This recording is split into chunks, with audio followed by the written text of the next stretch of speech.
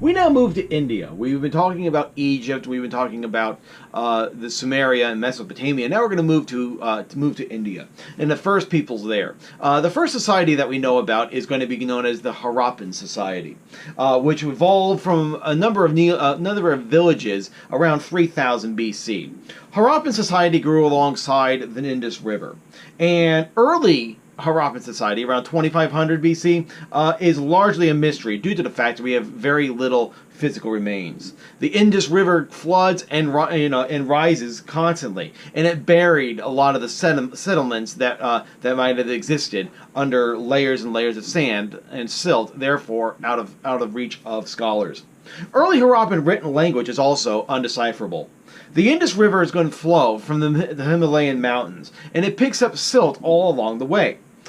Before modern day irrigation and dam practices, the flooding of the river was unpredictable and sometimes violent. However, like the Nile, the Tigris, and the Euphrates, the Indus allows for agriculture, like growing wheat, barley, and raising livestock like goats, sheep, and chickens.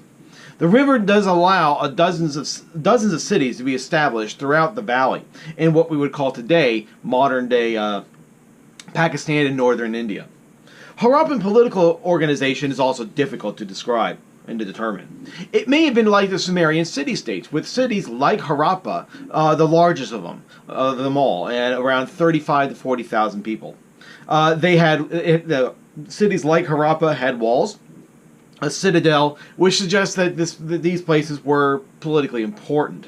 Each city had a similar units of measures and weights, even brick sizes, despite the size of the society. Scholars have also suggested that the Harappans were actually colonists sent from Mesopotamia. Few, unfortunately, now believe that, and have suggested other alternatives. Some say that the cities evolved from the Neolithic villages. Others suggested that events pushed villages quickly into urbanization. No one theory, however, can be conclusively proven or disproven over the others. The nature of this state is also mysterious.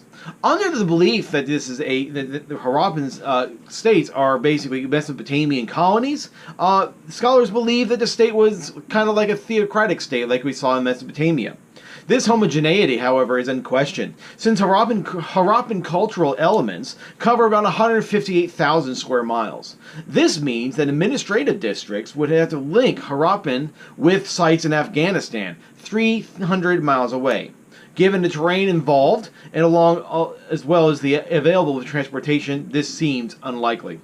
No documentation, therefore, remains to explain the degree of civil control in Harappa. The nature of the structure of the cities, though, suggests an impressive state. Buildings suggest a state as organized as the Old Kingdom, Egypt, and Minoan Crete. These urban centers needed a high degree of productivity, commerce, and elaborate divisions of labor. Unlike Egypt, Harappans did not build elaborate tombs and pyramids. Rich and poor however, lived different lives. Most houses that we have found are one-bedroom barracks, while there are others that are multi-storied with dozens of rooms, courtyards, wells, and brick ovens. Without knowing the language, Harappan religion is difficult to understand and to determine. Archaeological and anthropological remains, such as statues and illustrations, give scholars a better idea of what Harappans were believing and valuing. With this evidence in mind, we do know that they are concerned with fertility. There was a mother goddess and a fertility god, and trees with animals were sacred due to their connection with elemental forces. These gods, it's likely, survived the Harappan society and were assimilated into the Hindu pantheon. Around 1900 BC, the Harappans begin to decline, although it's not well known. Deforestation, caused by looking for farmland and firewood, could have eroded a lot of topsoil and dramatically affected rainfall. Much of the Indus Valley is now a desert and only arable through irrigation.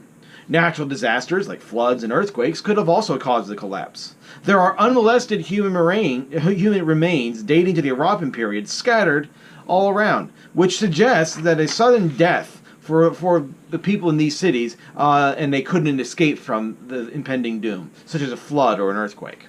In 1700 BC, the populations of the two major cities, Harappa included, were beginning to decline, and by 200 years later, Harappan cities were entirely collapsing. New cities were popping up, displaying Harappan cultural elements, and we called them the Late Harappan. Though there were holdovers from Harappa that did persist throughout the ages. Cultivation of crops continued, and Harappan religious beliefs persisted.